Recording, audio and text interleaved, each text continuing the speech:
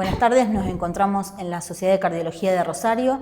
En el día de hoy vamos a llevar a cabo el denominado CardioMed 2026 y para eso tenemos a uno de los disertantes de esta tarde, que es el doctor Jorge Riera Estíbal. Bienvenido. Hola Fernanda, gracias por la invitación a participar de tan lindo evento. Bueno, gracias por venir, es muy apreciada tu participación.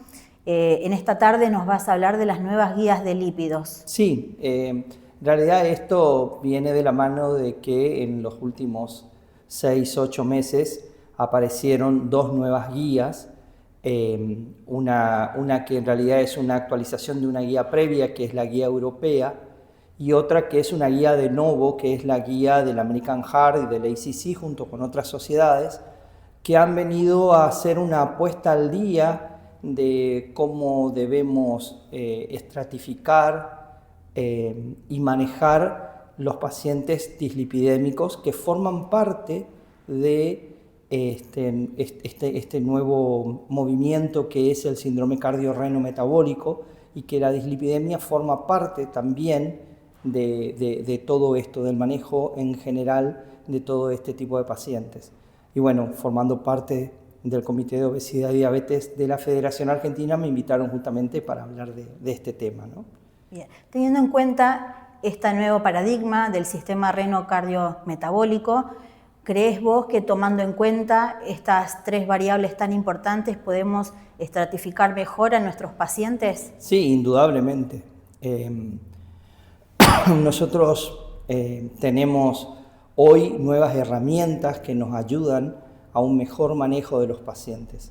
Sabemos que muchas de las, muchas de todas estas situaciones clínicas parten de un problema madre, que es la obesidad.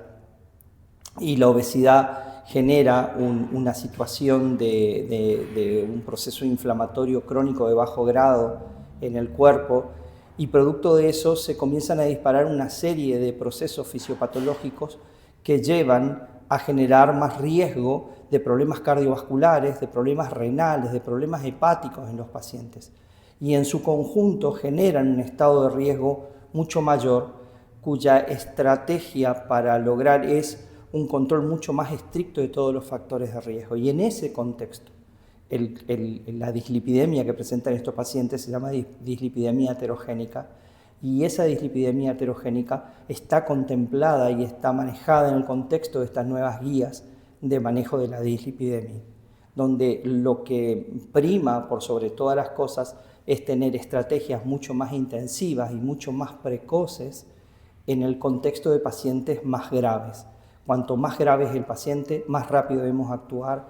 Tenemos que lograr metas de valores, sobre todo el colesterol LDL, del colesterol malo, lo más bajos posibles, para intentar no solo reducir eventos cardiovasculares, sino también para reducir lo que nosotros llamamos el riesgo residual, es decir, ese riesgo que queda después de haber logrado el objetivo. A pesar de haber logrado el objetivo, determinados pacientes siguen teniendo eventos, y eso está dado por el riesgo residual.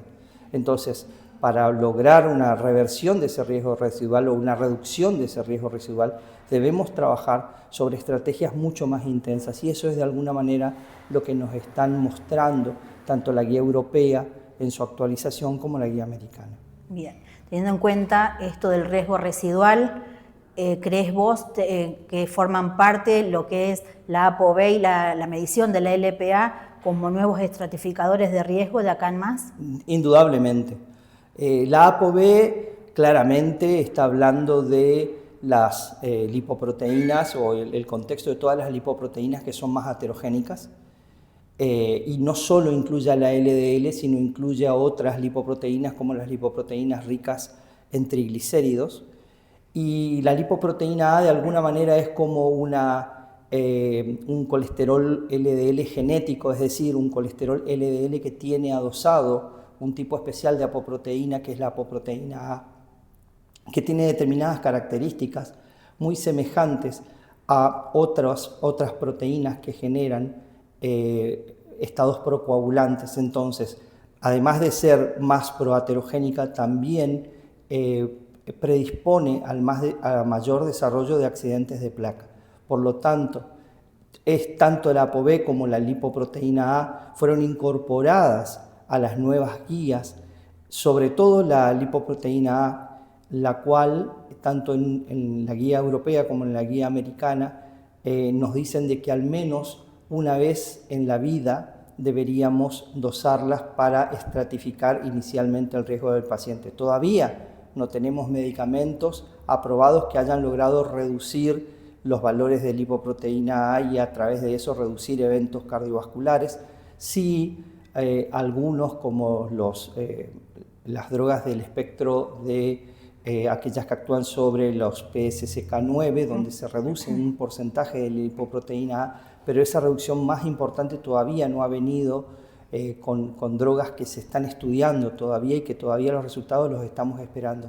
Pero claramente está demostrado de que cuanto más alto es el valor de lipoproteína A, más riesgo tenemos de tener eventos cardiovasculares.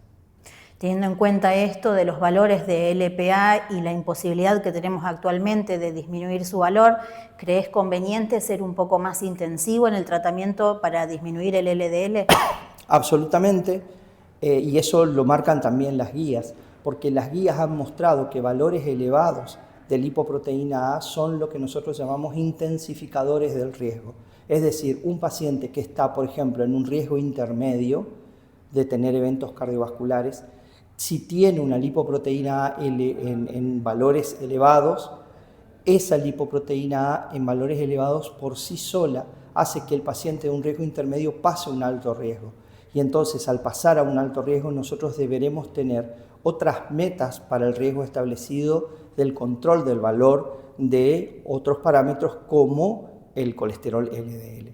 Si en riesgo intermedio nosotros buscábamos que tuviera por debajo de 100, por ejemplo, si tiene lipoproteína A tendremos que ir a buscar valores por debajo de 70. Y si el paciente tenía antes un riesgo por debajo de 70, tendremos que ir a buscar valores por debajo de 55 miligramos por decilitro. Claramente, tener lipoproteína aumenta el riesgo y esto, si bien hoy no tenemos herramientas para tratar, sí nos obliga a ser mucho más intensivo en el control de los otros factores de riesgo. Y en pacientes jóvenes con una calculadora de riesgo bajo, donde medís lipoproteína A y te da un valor elevado, ¿buscarías signos de ateromatosis subclínica o harías un score de calcio? Absolutamente. La guía, sobre todo la guía americana, nos ubica que aquellos pacientes que por algún motivo tienen algún riesgo que nos pone del bajo riesgo al riesgo intermedio, el buscar ateromatosis subclínica, sobre todo con Doppler vascular, carotidio y Doppler de miembros inferiores, nos reestratifica hacia un paciente de alto riesgo o en la guía europea inclusive podría llegar a ser de muy alto riesgo. Pero en la guía americana sobre todo hace mucho hincapié en el score de calcio. El score de calcio es una manera de ver ateromatosis subclínica de las arterias coronarias. Y un valor por encima de 100 nos dice que este paciente tiene más riesgo de tener enfermedad coronaria y de tener eventos cardiovasculares. Pero inclusive la guía dice que si tuviera un score de calcio por encima de 1000, eso ya lo ubicaría en un paciente de muy alto riesgo y entonces deberíamos actuar con estrategias mucho más intensivas, independientemente que en un score de riesgo, como el score PREVEN o el score 2, dependiendo de cuál es la guía que tomemos, no ubiquen a este paciente en un escenario de no tan alto riesgo o inclusive de bajo riesgo. Son intensificadores del riesgo y en la guía americana puntualmente el score de calcio no solo que es un intensificador, sino guía la estrategia terapéutica para lograr las metas de LDL de acuerdo al riesgo establecido. ¿Qué significa hoy en día el cardiometabolismo para todos los cardiólogos jóvenes que están iniciando su formación? ¿Cómo crees que podemos explicarle qué es este nuevo paradigma de tratamiento y de estudio de los pacientes? Como primera medida nosotros tenemos que entender cuál es el contexto epidemiológico del mundo. Estamos hablando de que hay más de 500 millones de pacientes diabéticos, que hay más de 700, 800 millones de pacientes que tienen obesidad, más de 1.000 millones de pacientes con obesidad y sobrepeso. Es decir, hoy ese escenario es el escenario que domina el mundo. En ese contexto, las enfermedades cardiovasculares están en íntima asociación con estas patologías, que son las patologías madres del cardiometabolismo. Que esto genera un estado inflamatorio que no es la inflamación habitual, sino es como una inflamación que está generalizada, pero que no tiene la intensidad de un proceso inflamatorio agudo asociado a procesos infecciosos, etcétera, etcétera, etcétera.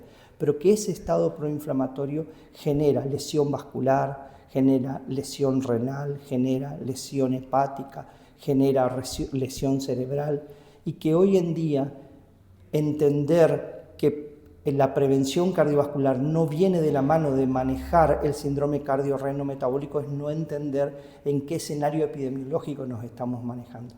Entonces, hoy todos los cardiólogos tienen que entender que, si bien en líneas generales en las residencias nos formamos en situaciones más agudas, síndrome coronario agudo, insuficiencia cardíaca descompensada, tromboembolismo de pulmón, endocarditis infecciosa, la realidad en la que nos encontramos es fundamentalmente en el consultorio, y esos pacientes que nos vienen en el consultorio en general son pacientes que se encuentran en este escenario, donde estratificar el riesgo de los pacientes, controlar los factores de riesgo, va a mejorar la calidad y la cantidad de vida de nuestros pacientes.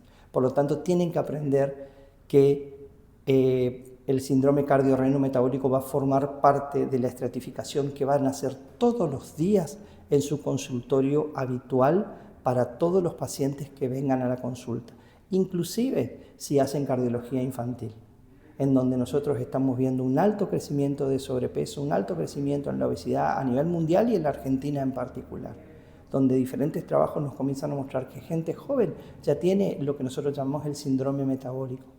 Y entonces, si desde ese momento nosotros no comenzamos a actuar, probablemente tengamos chicos con este escenario que el día de mañana van a ser pacientes con eventos cardiovasculares. Porque también hemos aprendido que los factores de riesgo no solo tienen que ver con la intensidad actual que tienen, sino con la carga acumulativa a través del tiempo de todos esos factores de riesgo. Trabajar en la prevención primordial es generar adultos sanos. Trabajar en la prevención primaria es evitar eventos cardiovasculares.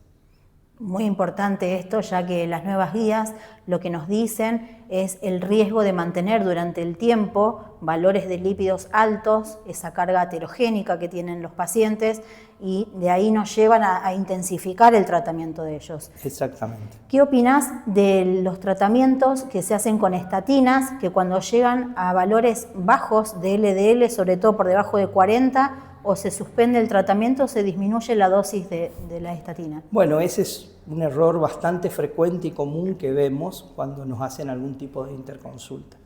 La realidad es que la gente todavía no logró entender el concepto de que cuanto más bajo es mejor en dislipidemia. Tal vez porque todos los otros factores hacen lo que nosotros llamamos una especie de curva J, en la que, por ejemplo, un paciente que tiene obesidad y tiene un índice de masa corporal, que después podemos discutir si es hoy el mejor parámetro para determinar obesidad, pero cuanto más alto el índice de masa corporal, peor evolución tiene, pero a medida que lo vamos bajando, cuando salimos del índice de masa corporal normal y vamos a valores más bajos, comienza a aumentar nuevamente el riesgo.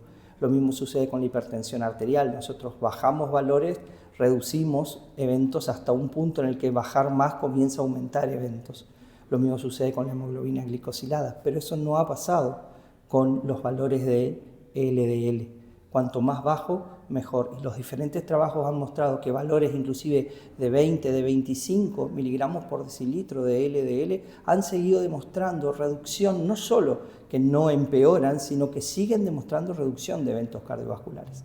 Entonces, si nos encontramos con valores mucho más bajos que el objetivo para el riesgo establecido, es lo mejor que nos puede pasar. Y no solo que no tenemos que tocar, sino que tenemos que seguir intentando lograr ese valor para reducir lo que nosotros hablamos inicialmente, que era el riesgo residual de estos pacientes. Hablando un poco de obesidad, el cambio de paradigma lo hizo pasar de ser un factor de riesgo a ser en sí una enfermedad crónica no transmisible. ¿Qué opinas vos del tratamiento nuevo con los agonistas GLP-1, los agonistas duales, en cuanto a la herramienta que tenemos actualmente para el tratamiento de la obesidad y cómo lo abordás vos en tu práctica clínica? Bueno, mirá, para nosotros ha sido un cambio muy importante en el manejo de estos pacientes. Lo primero que tenemos que decir es que fueron drogas que se comenzaron a utilizar en pacientes diabéticos, que la idea inicial de esto era reducir eventos cardiovasculares en diabéticos. Pero como son, más que ser drogas hipoglucemiantes, son drogas antihiperglucémicas, pudimos utilizarlas en pacientes no diabéticos y logramos reducir peso, y al reducir peso reducimos presión arterial, reducimos valores de triglicéridos, reducimos valores de colesterol, reducimos inflamación y secundariamente comenzamos a ver que reducíamos eventos cardiovasculares. Entonces, en un momento determinado comenzamos a dejar de pensar que eran drogas que se utilizaban para la obesidad y que reducían eventos cardiovasculares, para transformarlas en drogas que reducen eventos cardiovasculares y que secundariamente reducen el peso y mejoran la adiposopatía.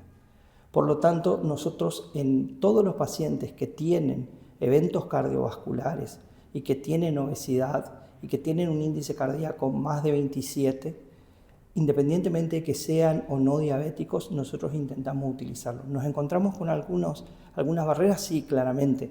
La barrera económica, la barrera financiera, la de disponibilidad de algunos medicamentos, indudablemente está.